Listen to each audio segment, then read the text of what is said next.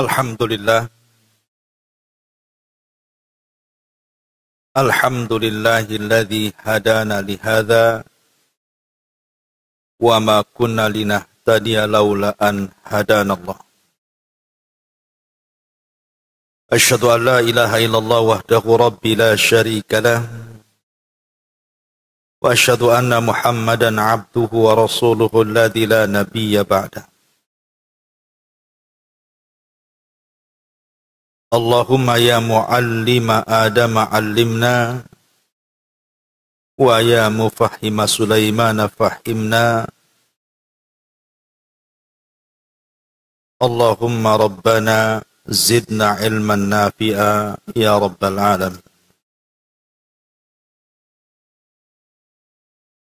Ma'asyiral muslimat yang dimuliakan Allah Subhanahu wa taala, alhamdulillah di pagi ini bisa berkumpul di Masjid Sukajadi dan kita meneruskan kajian kita, masih membahas kitab 175 jalan menuju surga, dan kita masuk pada nomor urut kedua tentang orang yang masuk surga karena seekor lalat dan masuk neraka pula karena seekor lalat.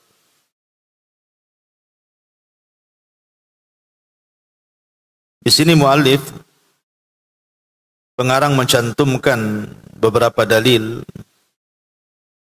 Kita baca dalilnya baru kita terangkan. Nabi sallallahu alaihi wasallam bersabda, "Dakhala rajulun al-jannata fi dhubabin wa dakhala an-nara rajulun fi dhubabin. Qalu wa kaifa dhalika ya Rasulullah?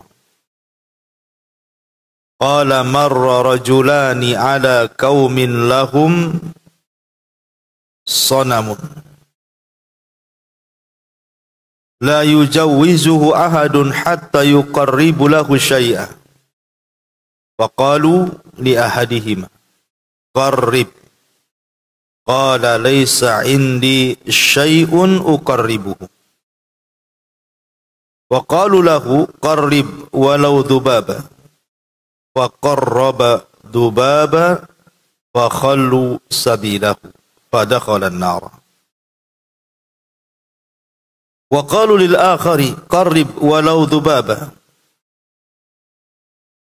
Qala ma kuntu liuqarribu li ahadin syai'an dunallahi azza wa jal fadarabu unuqahu fadakhala al-jannah. Ada seorang laki-laki masuk surga karena seekor lalat. Ada pula seorang laki-laki masuk neraka karena seekor lalat.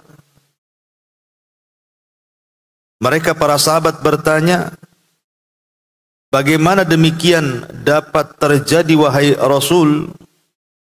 Maka Rasul menjawab, ada dua orang laki-laki melewati satu kaum yang memiliki sebuah patung yang tidak boleh dilewati oleh seorang pun kecuali jika dia berkurban apa saja untuk berhala mereka. Mereka berkata kepada salah seorang dari dua orang itu, berkurbanlah. Dia menjawab, aku tidak memiliki apa-apa untuk kukurbankan. Mereka berkata, berkurbanlah walaupun hanya seekor lalat. Dia pun berkurban dengan seekor lalat, lalu mereka melepaskannya. Maka dengan demikian dia masuk ke neraka. Mereka berkata kepada yang lainnya, berkurbanlah walaupun hanya seekor lalat. Yang lainnya berkata, aku tidak akan pernah berkurban kepada siapapun selain Allah, sedikit pun. Mereka pun memenggal lehernya. Maka dengan demikian dia masuk ke dalam surga.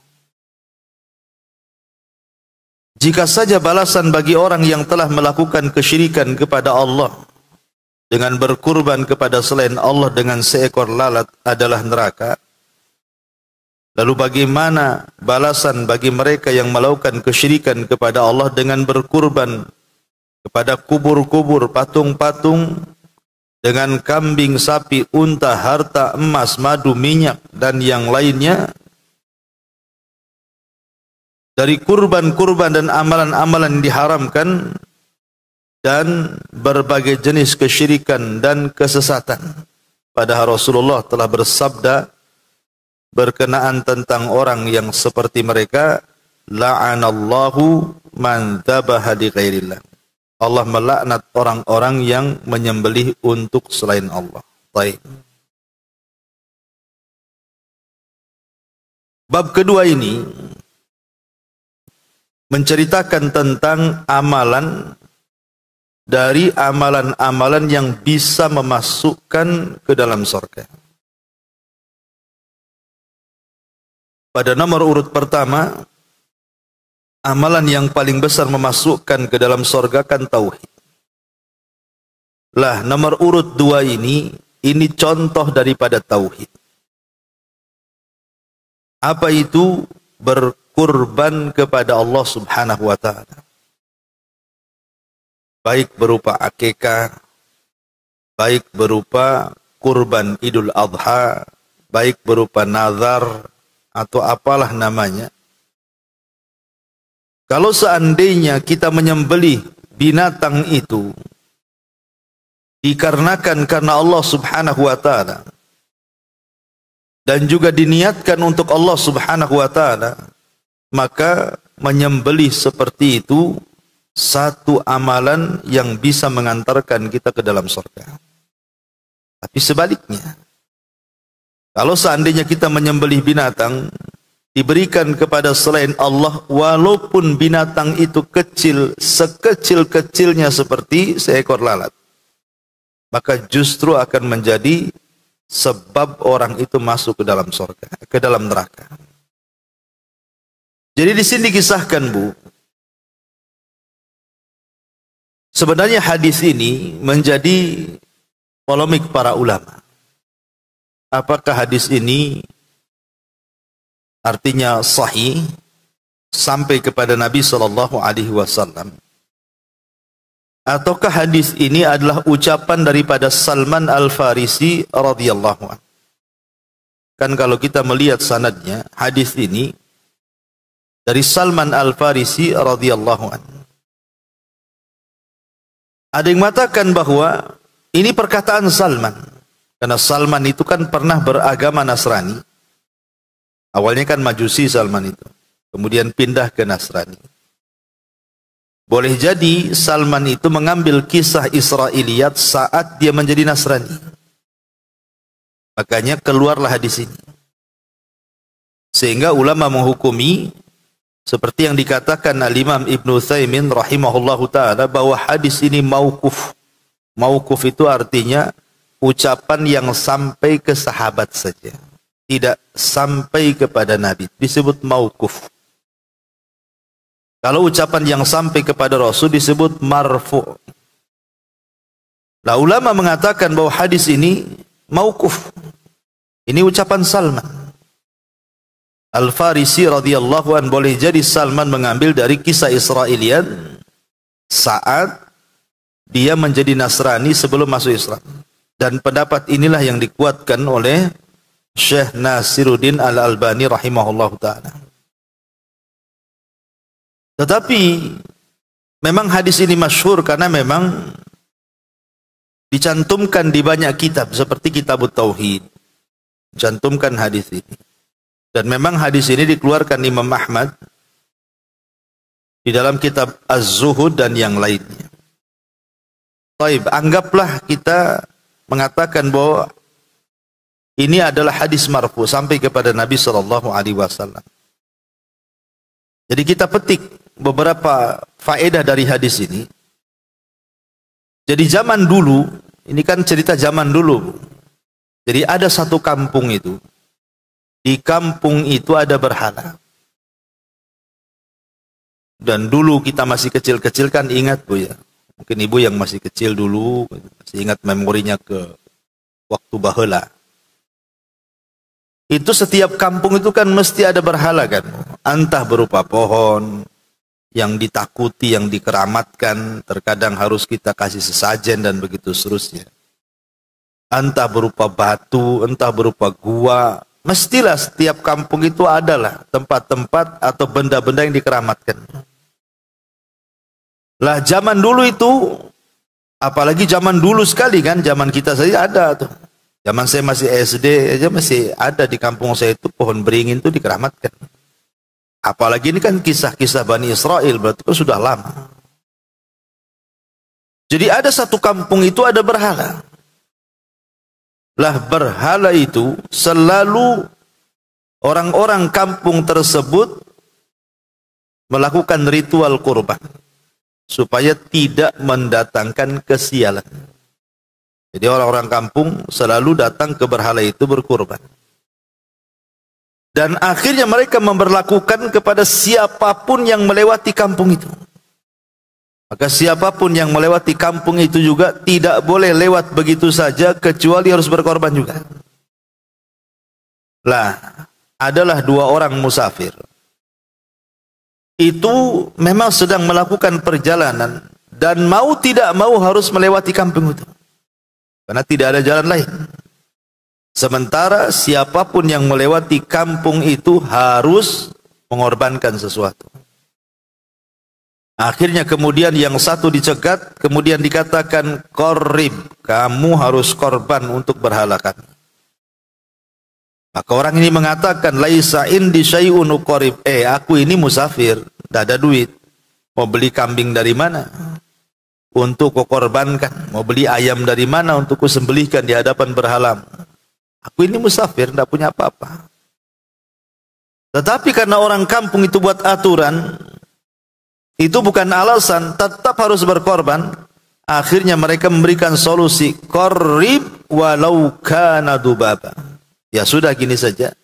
Kalau engkau tidak punya sesuatu yang bisa dikurbankan kepada berhala kami, kau tangkap lalat, kemudian kau sembelih lalat itu di depan berhala kami. Akhirnya kemudian dia pun mengejar-ngejar lalat, berhasil pula dia nangkap lalat itu. Kemudian disembelih pula lalat kecil itu di depan berhala tadi. Dan orang-orang pun akhirnya melepaskannya. Kenapa? Karena dia sudah berkorban untuk berhalanya. Dilepaskan. Ini yang satunya sama juga disuruh berkorban. Tapi yang satunya ini kuat tauhidnya. Tidak mau berkorban kecuali kepada Allah. Ketika dipaksa, kamu juga harus berkorban. Dia mengatakan, aku tidak punya sesuatu untuk kukorbankan. Kemudian dikatakan, korbanlah walaupun sekecil lalat. Dia mengatakan, walaupun seekor lalat, saya tidak mungkin berkorban kecuali kepada Allah. Murkalah orang-orang kampung itu, ditangkapnya laki-laki ini, langsung dipenggal lehernya. Lah saat dua-duanya Allah Subhanahu wa taala takdirkan meninggal, yang kurban dengan lalat dan yang tidak berkurban dengan lalat, meninggal dua-duanya. Maka Allah Subhanahu wa taala memasukkan orang yang berkurban karena seekor lalat itu ke dalam neraka, dan Allah masukkan ke sorga orang yang berkurban, yang tidak mau berkurban dengan seekor lalat kecuali kepada Allah Subhanahu wa taala. Dari sini kita lihat, gara-gara seekor lalat ada orang bisa masuk sorga, gara-gara seekor lalat orang bisa masuk neraka. Ma'asyiral muslimat yang dimuliakan Allah Azza wa Jalla, berarti di sini faedahnya jangan remehkan perkara kecil. Jangan meremehkan perkara kecil. Baik perkara kecil ini sebuah dosa, ataupun perkara kecil ini sebuah pahala. Jangan diremehkan dua-duanya. Boleh jadi yang kecil ini, kalau itu kebaikan, dia pula yang membukakan pintu sorga bagi kita. Boleh jadi yang kecil itu sebuah dosa kemudian kita lakukan, boleh jadi itu pula yang menjadikan kita masuk neraka. Maka jangan remehkan perkara-perkara kecil, baik urusan dosa ataupun urusan pahala. Saya contohkan. Dahulu di zaman Bani Israel ada dua orang yang bersaudara. Yang satu ahli ibadah, yang satu ahli maksiat. Yang ahli ibadah ini baik, Bu, selalu menasihati saudaranya yang ahli maksiat itu. Tobat kau, jangan maksiat. Udah berhenti maksiatnya. Gak capek ya kau maksiat. Pokoknya dinasihatilah, bagus sampai di sini. Karena memang kewajiban orang baik menasihati orang jahat. Masalahnya, entah kenapa saudara yang dinasihatinya itu dia terus melakukan kejahatan, terus melakukan kemaksiatan di hadapan orang ahli ibadah ini. Akhirnya orang ahli ibadah ini marah. Mungkin menurut dia sudah tidak bisa ditolerir kemaksiatannya, karena sudah terlampau banyak maksiat dan terlampau banyak nasihat tak didengar. Marah dia, akhirnya dia mengucapkan kalimat yang menjungkir balikan dunia dan akhirat. Yang harusnya dia masuk surga, dia pula masuk neraka. Apa itu? Dia bersumpah kepada Allah Azza wa Jal, wallahi illam tatub la yaghfirallahu lak. Demi Allah dia bilang, kalau engkau tidak bertobat, maka Allah tidak akan ampuni dosamu. Wallahi illam tatub, demi Allah kalau engkau tidak bertobat, Allah akan masukkan kau ke neraka.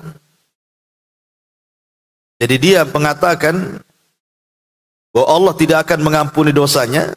Yang kedua, dia memvonis bahwa dia akan masuk neraka. Bersumpah lagi. Akhirnya kemudian Allah takdirkan meninggallah yang ahli ibadah dan ahli maksiat ini. Yang ahli maksiat pula dimasukkan ke surga. Yang ahli ibadah pula dimasukkan ke neraka. Kenapa coba? Ya tadi ini bukan perkara besar, perkara kecil. Hanya gara-gara emosi, kemudian melontarkan satu kalimat tanpa sadar diucapkan, kalimat itu membuat Allah murka. Apa kalimatnya? Sumpah dia, demi Allah kalau engkau tidak tobat, Allah tidak akan ampuni dosamu. Seolah-olah apa? Dia pula yang memerintahkan Allah agar Allah tidak mengampuni dosa orang. Allah tidak bisa diperintah-perintah. Ya. Dan ampunan itu milik Allah. Dia memvonis orang itu tidak akan diampuni, sementara Allah itu Ghafur, Maha Pengampun. Coba, ini kan perkara remeh sebenarnya. Ucapan yang diucapkan tanpa sadar, itu pun hanya beberapa kalimat saja. Tapi sudah menjungkir balikan dunia dan akhirat dia kan. Harusnya dia masuk surga, dimasukkan pula ke neraka. Nah, ini menunjukkan bahwa perkara-perkara kecil ini jangan diremehkan. Terkadang bisa menjadi penyebab orang bisa masuk neraka. Atau contoh yang lain. Seseorang diazab oleh Allah Subhanahu wa taala di kuburannya gara-gara kencing. Nabi sallallahu alaihi wasallam satu hari lewat di kuburan. Tiba-tiba Nabi sallallahu alaihi wasallam melihat kok ada dua kuburan itu nampaknya ada masalah. Rupanya Rasul diperdengarkan dua kuburan itu penghuninya sedang diazab. Dan itu mukjizat, Bu ya. Akhirnya Nabi sallallahu alaihi wasallam kemudian mengambil pelepah kurma dan dibeset jadi dua. Kemudian diletakkan di satu kuburan dan satunya diletakkan di kuburan lain. Kata Rasul, sebelum pelepah kurma ini menjadi kering, boleh jadi bisa meringankan azab keduanya. Jadi Rasul ditanya, Rasul, Kenapa emangnya dua orang itu? Maka Nabi SAW mengatakan, yu'adzabani wa ma yu'adzabani fi kabir, katanya. Keduanya sedang diazab dan tidaklah keduanya diazab dalam perkara besar. Artinya masalah-masalah sepele. Ya. Kemudian Nabi SAW mengatakan, adapun salah satu dari keduanya la yastatiru minal baul, tidak memberikan perhatian saat dia kencing. Boleh jadi mungkin tidak menutup aurat, boleh jadi mungkin ceboknya tidak bersih, bahkan mungkin tidak cebok. Dan saya saksikan seperti itu. Mungkin kalau ibu-ibu risih lah. Biasanya bapak-bapak itu yang nggak risih. Ya, apalagi kalau kebelet kencing di jalan gitu kan, main blusuk ke semak-semak kencing, dah langsung selesai kencing pergi. Tidak bawa air. Oke lah kalau nggak ada air kan ada batu. Ya kan, batu banyak di jalan itu. Nah, berapa lori batu itu banyak. Kan tidak harus 1 lori batu itu, cukup 3 batu saja istijmar kan gitu ya. Tapi kan banyak tuh yang tidak memperhatikan seperti ini. Kan perkara kecil sebenarnya kan. Hanya masalah cebok. Tapi bisa menjadikan orang itu diazab di kuburan tuh. Maka jangan remehkan masalah kecil. Kasih tahu suami-suaminya itu, jangan kencing sembarang. Ya. Kemudian contoh yang lain, ada hadis Nabi SAW tentang seorang wanita yang masuk neraka gara-gara seekor kucing. Dan itu kisahnya juga masih kisah Israiliyat kan. Kata Nabi SAW, dakhalat imra'atun nar min hirratin laha aw hirratin rabatatha fala hiya at'amatha wala hiya arsalatha, kemudian ta'kulu min khashashil ardi hatta matat. Jadi ada seorang wanita masuk neraka gara-gara seekor kucing. Ya. Tentu maksudnya di sini bukan hanya kucing, tidak, ini kan permisalan. Permisalan, hati-hati ibu kalau punya binatang peliharaan.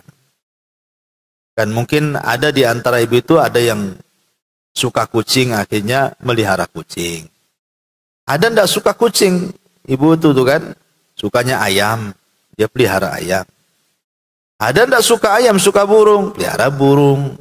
Ada yang suka aneh-aneh gitu kan, pelihara landak gitu ya. Pamanya macam-macam lah orang hobi binatang kan, ya. Entah apalah. Bahkan terkadang saking hobinya, saya melihat bapak-bapak itu yang hobi ayam bu ya. Itu setelah subuh bu, dia belum tidur, dia belum mandi, ayam udah dimandiin dia tuh. Dia belum mandi tuh, ayam sudah dimandiin, udah disabuni, nanti minumannya Kratindeng, Extra Jos lah. Ini minuman-minuman manusia diberikan ke ayam coba. Nanti dijemur. Ya. Itu yang punya ayam nggak berjemur bu. Jadi yang kuat tulangnya ayamnya tuh. Ya. Jadi saking hobinya kadang-kadang sampai seperti itu tuh orang tuh. Oke lah, hobi-hobi. Tetapi kewajiban kita kepada binatang itu ada. Dengan cara apa? Memberi makan dan minum. Karena kasusnya wanita ini masuk neraka gara-gara seekor kucing yang dirawat dia, dikurung aja, nggak dikasih makan, nggak dikasih minum, ya nggak dilepas juga. Kalau memang tidak bisa ngasih makan, ngasih minum, lepas saja lah kan begitu. Biar cari makan sendiri, cari minum sendiri. Ini sudah tidak dilepas, nggak dikasih minum, nggak dikasih makan, matilah kemudian kucing itu di sangkarnya.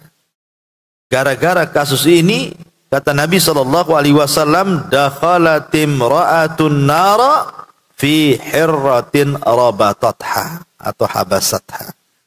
Seorang wanita itu masuk neraka gara-gara seekor kucing yang dirawatnya. Karena nggak ngasih hak. Ya, jadi kalau ibu hobi binatang, ya kasih makan. Jangan dibiarkan sampai mati. Ini kan perkara-perkara remeh sebenarnya, tetapi lihat dampaknya. Lah hadis ini juga sama, hadis yang kita baca di sini. Ini kan perkara-perkara remeh. Menyembelih lalatnya kan remeh. Lalat di mana saja. Cari lalat itu paling mudah. Dari tong sampah, itu banyak lalat. Tetapi walaupun lalat ini adalah perkara remeh, perkara kecil, bukan persoalan lalatnya, bukan. Tapi persoalan niatnya itu yang membesarkan masalah. Lalatnya kecil, tapi niatnya yang membesarkan perkara kecil jadi besar. Ketika kemudian dia berkurban kepada selain Allah Subhanahu wa taala dengan seekor lalat yang remeh, perkara remeh menjadi besar gara-gara niat kita menyembelih kepada selain Allah. Makanya niat itu membesarkan yang kecil ataupun mengecilkan yang besar. Niat ini bisa membesarkan yang kecil ataupun mengecilkan yang besar. Kemudian juga di antara faedahnya hadis ini, kalau saja seekor lalat orang bisa memasukkan ke dalam sorga ataupun ke dalam neraka, bagaimana yang jauh lebih besar, lebih manfaat dibandingkan seekor lalat. Karena di sini saja dia mengatakan, dakhala rajulul jannah fi dzubab. Orang masuk surga gara-gara seekor lalat. Kenapa? Karena ketika dia disuruh berkurban seekor lalat, dia tidak mau kecuali kurban ini diberikan kepada Allah. Baru saya mau. Bagaimana kalau dia berkorban kepada Allah itu bukan lalat, tapi kambing, tapi sapi, unta yang lebih besar kan? Kemudian kita bagi-bagikan dagingnya kepada fuqara wal masakin, tentu kan lebih besar lagi pahalanya. Ya. Begitu juga sama, kalau seekor lalat kemudian diserahkan kepada berhala, kepada pohon, kepada batu, kepada tempat keramat, bagaimana orang yang menyembelih kambing kepada selain Allah Subhanahu wa taala, atau lebih besar daripada kambing, sapi atau unta diberikan kepada selain Allah, berarti kan dosanya lebih besar lagi. Karena saya saksikan di masyarakat ini kadang-kadang masih juga melakukan sembelihan-sembelihan kepada selain Allah Subhanahu wa taala. Seperti yang kita dengarlah tradisi di negeri kita ini, yang hidup di pesisiran-pesisiran pantai itu kan masih ada tuh acara-acara larungan tuh apa istilahnya kan, yang melempar kepala kerbau, kepala sapi. Kan sayang kepala kerbau tuh kalau digulai kan banyak. Dilempar pula dia ke lautan juga. Niatnya apa tuh? Membuang sial katanya. Atau mempersembahkan ke Ratu Laut Selatan tuh apa gitu kan. Nah ini kan perkara-perkara yang dikategorikan para ulama kesyirikan. Kalau yang melakukannya orang di luar Islam, Bu, kita tidak angkat bicara. Silahkan. Umpamanya yang melakukannya orang Hindu, orang Buddha, terserah. Mungkin itu ajaran mereka. Lakum dinukum waliyadin. Tetapi kalau yang melakukannya orang Islam ini perlu diluruskan. Karena dalam Islam perbuatan seperti itu bagian daripada kesyirikan. Mana dalilnya? Man dzabaha li ghairillahi faqad asyrak. Barang siapa yang menyembelih kepada selain Allah, berarti dia sudah menyekutukan dan pelakunya dilaknat. Maka di sini la'anallahu man dzabaha li ghairillah. Allah melaknat orang-orang yang menyembelih untuk selain Allah Subhanahu wa taala. Masyarul muslimat yang dimuliakan Allah Azza wa Jalla. Persoalan sembelih menyembelih ini, Bu, hati-hati. Makanya sering saya wanti-wanti, khususnya sama ibu-ibu ya, karena yang sering belanja ke pasar kan jarang bapak-bapak. Bapak-bapak itu ngantar sampai parkiran saja biasanya. Nggak mau juga ikut ibu masuk pasar. Ya. Jadi kalau masuk ke pasar, Bu, mau beli daging kambing, mau beli daging ayam, daging sapi, terserah. Yang penting ada kaitan dengan sembelihan. Ya. Kalau selain itu sayuran, buah-buahan, terserah. Mau beli sama siapa saja nggak apa-apa. Tetapi kalau sudah daging-dagingan yang sifatnya sembelihan, entah daging ayam, entah daging kambing, entah daging sapi, atau daging unta sekalipun kan gitu. Hati-hati, jangan asal beli. Jangan ibu pulang membawa bangkai tidak membawa sembelihan. Kan banyak orang itu pulang bukan bawa sembelihan yang bisa dimakan oleh dia dan keluarganya, pulang pula bawa bangkai yang diharamkan. Dan itu terkadang tidak sadar. Gimana caranya dan kok bisa? Ya, ketika asal beli, Bu.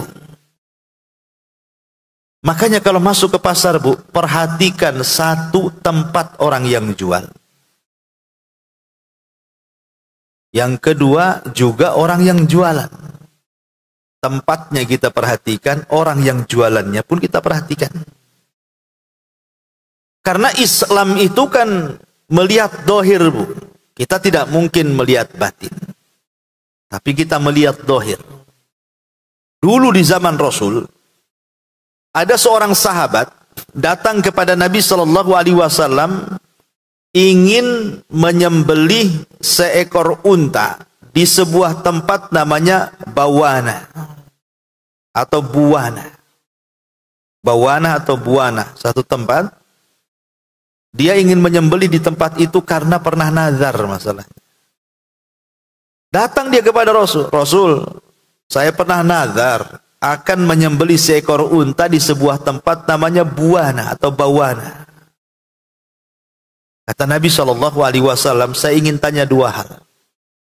Apakah di Buwana itu terdapat acara-acara yang biasa dirayakan orang-orang musyrik? Kemudian sahabat ini mengatakan, tidak ada Rasul, steril. Tidak ada acara-acara itu. Oke. Pertanyaan yang kedua. Apakah di Buwana, tempat yang akan kau jadikan sembelihan nazarmu itu, terdapat berhala? Yang berhala itu masih aktif disembah orang-orang musyrik? Kata sahabat ini, steril wahai Rasul, tidak ada. Kalau tidak ada dua-duanya, sembelihlah untamu di tempat itu. Berarti di sini ada dua perkara kan, Bu, yang harus diperhatikan. Satu tempat. Ya. Ada enggak di situ berhala-berhala yang bertengger, Bu? Ibu kalau ke pasar, tengok tuh di toko yang jualan daging itu, ada berhalanya enggak di situ? Berhala-berhala yang biasa disembah oleh orang-orang di luar daripada Islam. Ya. Entah atribut-atribut apa kan ataupun persembahan-persembahan apa di situ kan. Nah, itu satu. Kalau itu tidak ada, berarti steril lah itu tempat tuh. Yang kedua, lihat yang jual. Kalau yang jual ini zahirnya dia muslim, mungkin ibu tidak perlu tanya kamu muslimnya, tidak. Tapi lihat zahirnya, nampak pakai peci, pakai koko gitu ya. Pakai jubah. Nampak nih ada tasbih, kalung gitu. Nah, pokoknya zahirnya kita 70% yakin dia muslim. Lah zahirnya kan, beli. Kalau nampak zahirnya muslim, yang kedua tempatnya steril tidak ada berhala, beli. Ini enggak gara-gara beda 1.000 perak. Ya, nampak pula ini lebih murah. Asal beli saja. Udah ada berhalanya di situ, yang jual pula enggak jelas kan itu ya. Ah, itulah yang harus dipahami kalau ke pasar itu, enggak apa-apalah beda 2-3 ribu tidak ada masalah, Bu. Khusus masalah beli ayam, beli kambing, beli sapi, jangan dipermasalahkan beda 1.000-2.000 tuh. Daripada pulang bawa bangkai, bagus pulang bawa sembelihan. Karena itu masalahnya yang akan dikonsumsi keluarga. Nah, kalau yang lain enggak apa-apa ibu rewel. Beli buah-buahan beda 1.000, malas tuh katanya, mahal. Beli sayur beda 500 saja, pindah langganan. Terserahlah kalau itu. Ya. Karena kalau itu dimanapun beli tidak ada masalah.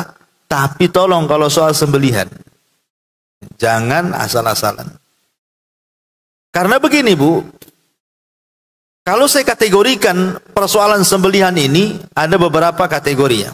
Satu, ada orang ketika menyembelih, umpamanya ibu nyembelih hewan, ayam, kambing atau apa ya.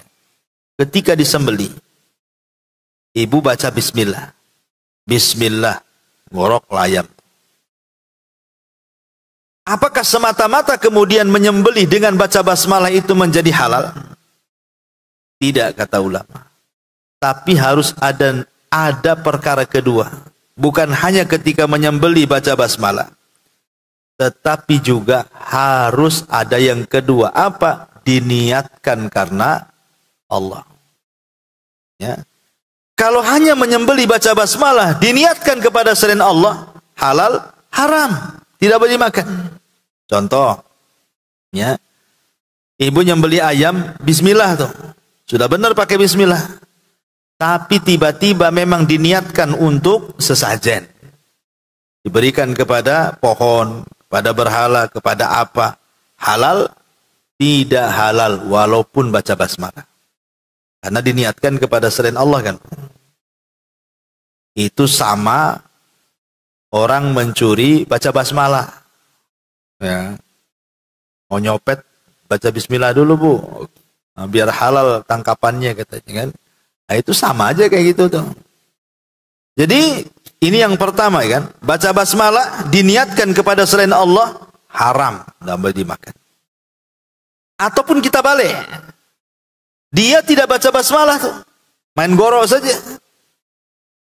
Tiba-tiba kemudian diberikan ke tamu. Tamu kan, menjamu tamu kan ibadah, Bu.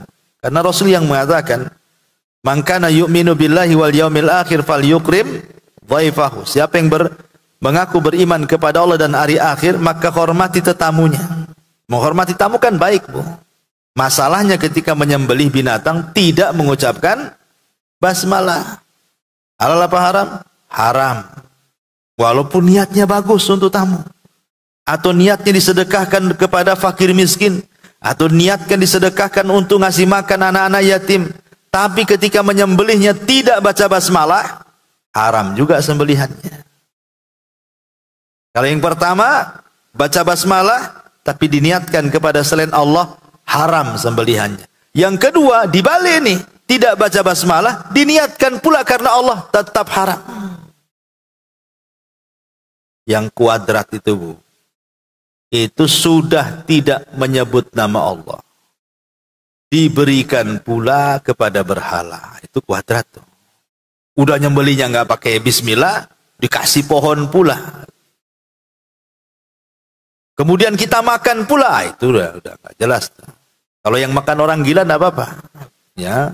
Tapi kalau yang makan kita orang waras jangan. Itu sudah dua haram. Ketika menyembelih sudah haram, tidak menyebut nama Allah, diniatkan pula untuk pohon. Dua kali haramnya. Berarti yang benar itu adalah sembelihlah dengan membaca basmalah, kemudian diniatkan karena Allah Subhanahu wa ta'ala. Itulah yang disebut dengan sembelihan tauhid. Itu yang menjadikan penyebab kita masuk surga. Ketika kita menyembelih karena Allah, kemudian saat menyembelih membaca basmalah. Itu amalan nomor 2, ya, yang bisa mengantarkan kita ke dalam surga. Masyaallah muslimat yang dimuliakan Allah Subhanahu wa taala. Kemudian faedah yang terakhir dari nomor 2 ini. Di sini ada polemik begini kan, Bu. Orang ini yang masuk neraka ini, orang yang masuk neraka ini kan posisinya dipaksa, Bu.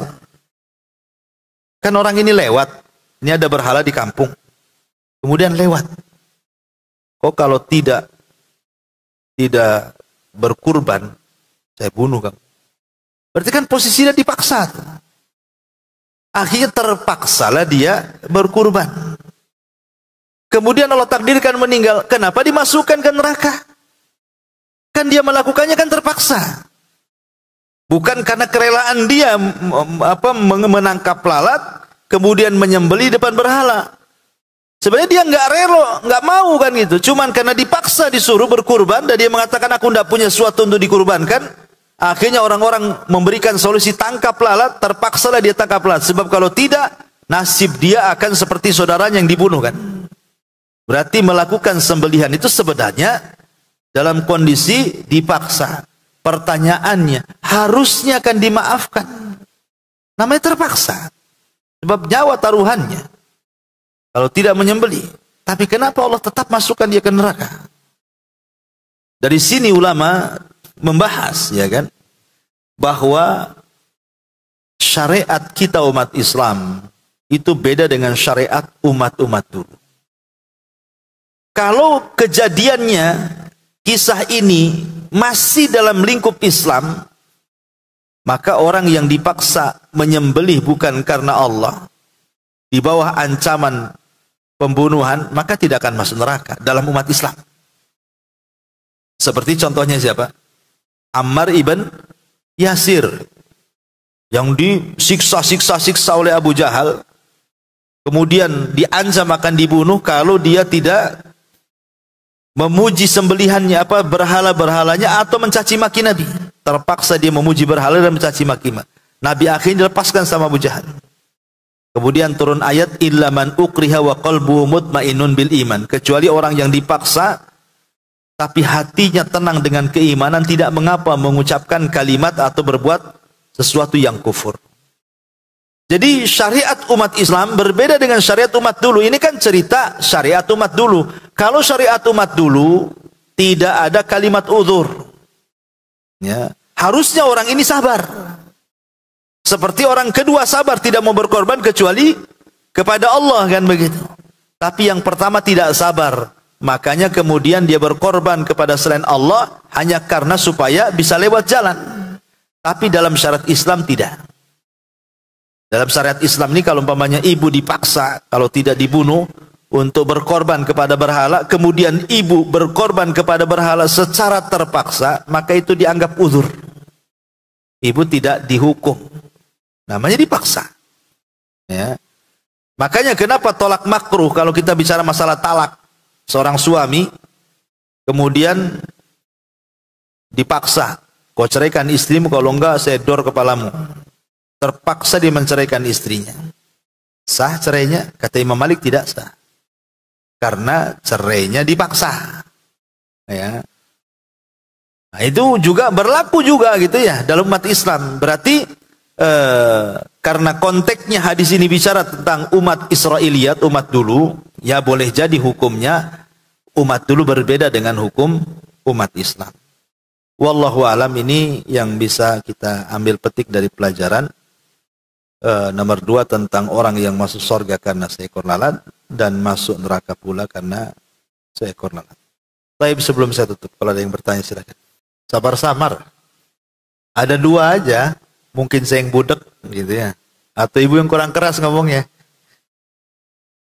Tapi intinya gini Bu, intinya kalau memang beli sembelihan di pasar dan itu sudah berupa es-esan gitu ya, sudah memang tidak disembeli kan, memang sudah beku gitu kan, maka yang perlu ibu perhatikan label halalnya saja. Yang itu Ustadz, Afwan Ustadz, yang kan lalu saya baca, yang pernah baca-baca, kalau yang di surat Al-Maidah itu Ustadz, yang halal bagimu sembelihan ahli kitab itu Ustadz. Oke.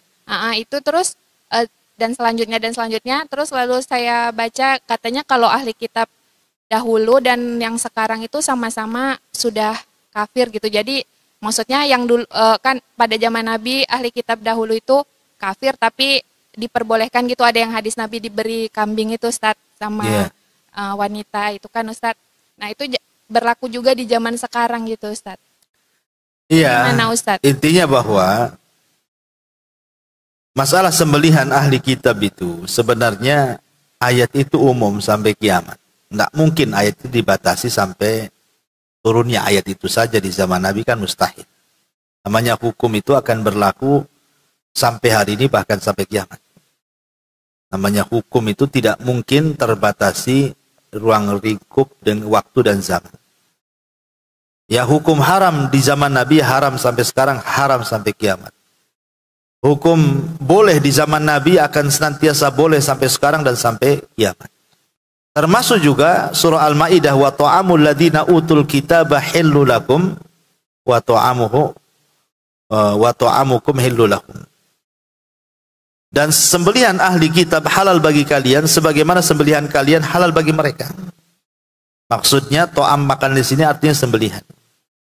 Ayat ini kata para ulama yang rajih adalah umum. Umum sampai hari ini bahkan sampai kiamat. Termasuk saya juga membaca salah satu fatwa ulama ketika membahas satu negara yang negara itu tidak dibolehkan menyembelih, contoh Singapura umpamanya kan. Itu kan sembelihan-sembelihan jarang di situ ya. Orang Singapura aja kalau mau kurban itu orang-orang itu terdibatasi sehingga sebagian mereka kalau kurban terpaksa keluar. Dan kalau mau kurban di Singapura ya harganya mahal, yang kedua tidak bisa lihat karena langsung di penjagalan gitu ya. Jadi kalau negara-negara itu mendapatkan daging impor, mendapatkan daging impor, kayak umpamanya ada orang Islam hidup di negeri tersebut, sementara daging yang memasok negeri tersebut dari impor.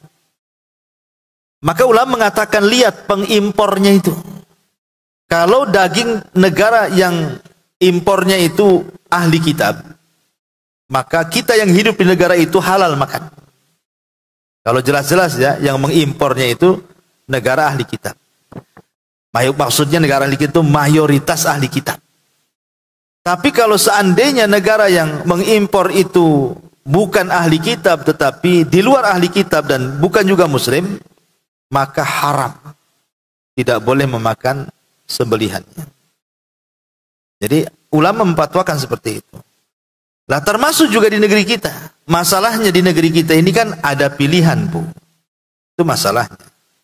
Kita kan ada pilihan. Ini ada muslim jual, ini ahli kitab jual. Ya, kita kan ada pilihan, kecuali nggak ada pilihan. Ya kita ambil yang muslim lah, yang jelas-jelas kan gitu ya. Supaya jangan menjadi syubhat bagi hati kita. Makanya disitulah kemudian kenapa kita hati-hati mencari sembelihan di pasar itu. Kalau memang tidak ada tokonya, hanya mungkin sudah berupa pres-presan es, maka yang bisa kita lihat ya label halalnya saja. Kalau ada halalnya dari Kementerian Agama sekarang kan, kalau dulu dari MUI, ya udah beli saja. Ya, tapi kalau tidak ada label halalnya, sebaiknya jangan. Tanpa dicari-cari labelnya, kok nggak ada. Cari yang ada labelnya. Karena kita berhukum dengan hukum zahir. Wallahu a'lam. Ada tambahan Ustadz. Iya. Yang jadi ada teman sebelah nanya, kalau yang menikahi ahli kitab tambahan yang di surat Al-Maidah itu gimana Ustadz? Yang menikahi ahli kitab itu harus yang laki-lakinya dari Islam. Gimana Ustadz? Laki-lakinya dari Islam, wanitanya dari ahli kitab nggak apa-apa. Itu. Tetapi kalau perempuannya dari kita, dari Islam, laki-lakinya dari mereka tak boleh. Islam melarang.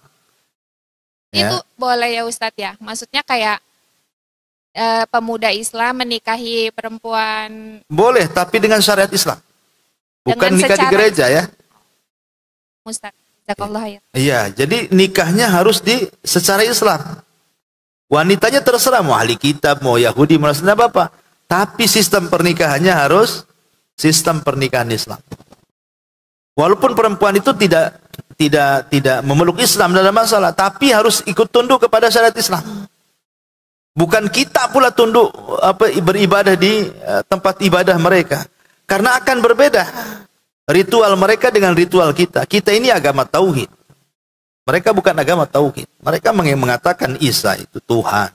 Isa itu anak Tuhan. Isa itu satu di antara tiga Tuhan dan macam-macam. Yahudi mengatakan Uzair itu anak Tuhan. Kan beda gitu. Ritualnya pun beda. Sahadatnya beda lah gitu maksudnya kan. Makanya nggak apa-apa laki-lakinya dari kita, perempuannya dari mereka. Tapi ketika pernikahan harus sesuai dengan syarat Islam. Itu saja. Wallahu a'lam. Ya, saya kira cukup. Subhanakallahumma bihamdika asyhadu an la ilaha illa anta astaghfiruka wa atubu ilaik. Allahu ta'ala. Assalamualaikum warahmatullahi wabarakatuh.